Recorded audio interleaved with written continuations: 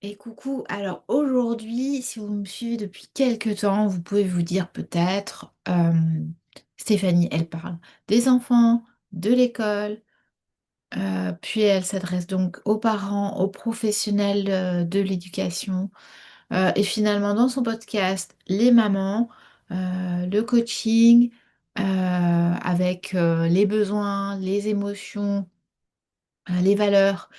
Et puis maintenant de psychopédagogie positive avec sa formation.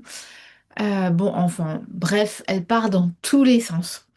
Et pendant un moment, je me suis posé aussi la question de pourquoi je prenais ce chemin-là. Et ben, en fait, je me suis dit, ben non, en fait, si c'était pas vrai, en fait, il y a bien un fil rouge. Et j'avais envie de vous expliquer pourquoi maintenant j'ai mis sur mon Insta comme titre coach apprentissage et bien-être. Alors, vous savez, le bien-être, c'est vraiment mon fil rouge depuis que je suis toute petite. Le bien-être des autres, le bien-être des élèves à l'école, de mes collègues.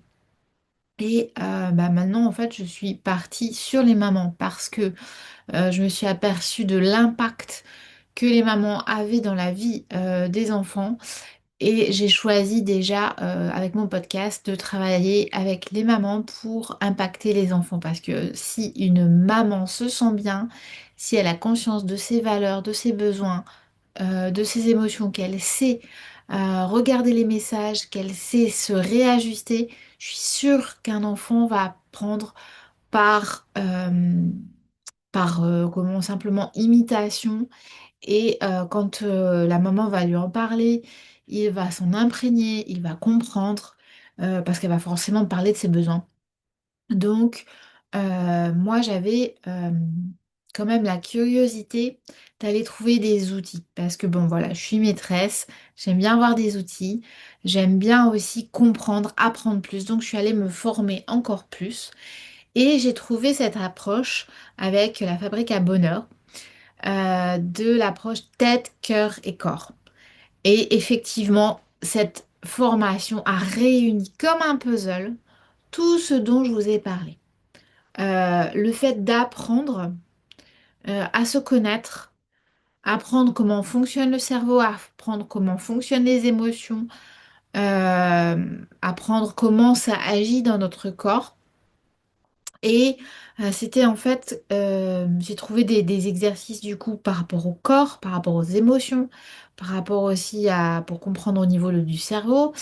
Euh, et donc en fait, ça m'a vraiment permis de faire comme un puzzle, et de comprendre que je ne partais pas dans tous les sens en fait. Voilà. Moi, j'ai plein de passions. J'en ai déjà parlé dans le podcast depuis que je suis toute petite. J'en ai parlé notamment au mois d'octobre quand je vous ai plus partagé ma vie.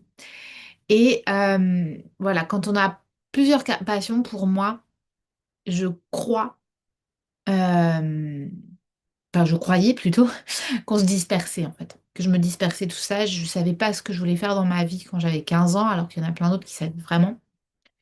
Et du coup, moi j'avais passion l'enseignement, la psychologie, le coaching, la psychopédagogie positive, l'accompagnement des enfants, des jeunes, des mamans, des familles, parce que j'accompagne actuellement un enfant qui est en CM2, j'accompagne une adulte qui a des grands-enfants, j'ai accompagné aussi des familles, voilà, voilà, je accompagne aussi adolescents.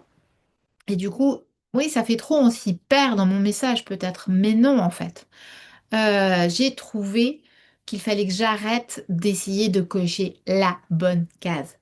Et c'est vraiment voilà, de répondre à des étiquettes et tout ça. Moi, j'avais plein d'étiquettes, je cherchais vraiment la cohérence.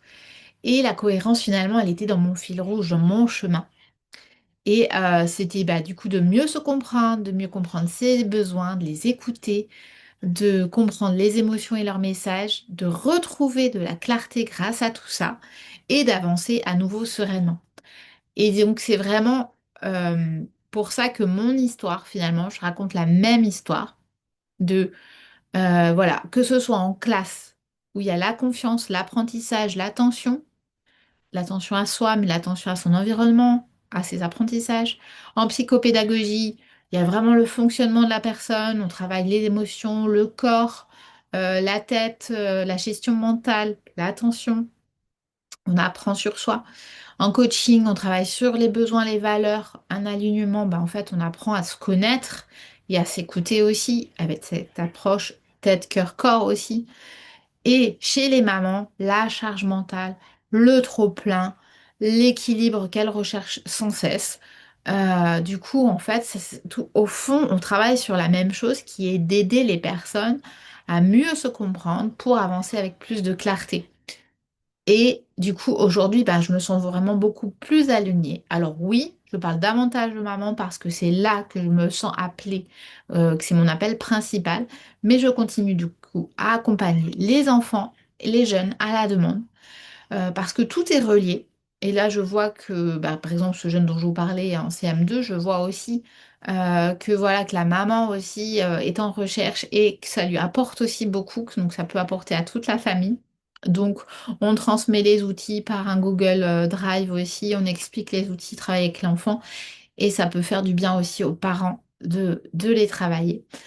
Et donc, un enfant, des parents, une famille, les émotions, les besoins, les apprentissages, on ne peut vraiment pas les séparer. Donc, il ne fallait pas que je cherche ça. Donc, non, je ne pars pas dans tous les sens.